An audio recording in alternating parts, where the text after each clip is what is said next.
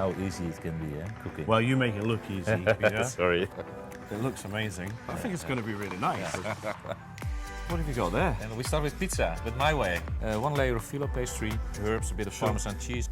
And then on top, the smoky salmon. What I like with friends is being together, telling stories. And this is a bit like sharing, create your own. It's lovely, thanks very much. And it's quite easy. That's really lovely and fresh, actually. I'm going to compliment your pizza tonight with a classic highball.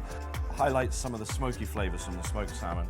Chipotle chilies, pop some ice in. I'm going to use Johnnie Walker Black Label. It's good to mix Johnnie Walker. It was designed for that. It's got good flavours that mix really, really well. Take a nice, fresh ginger ale, finish it off with a lovely sprig of fresh rosemary. You can get that around. Wow, It's really nice, great. isn't it?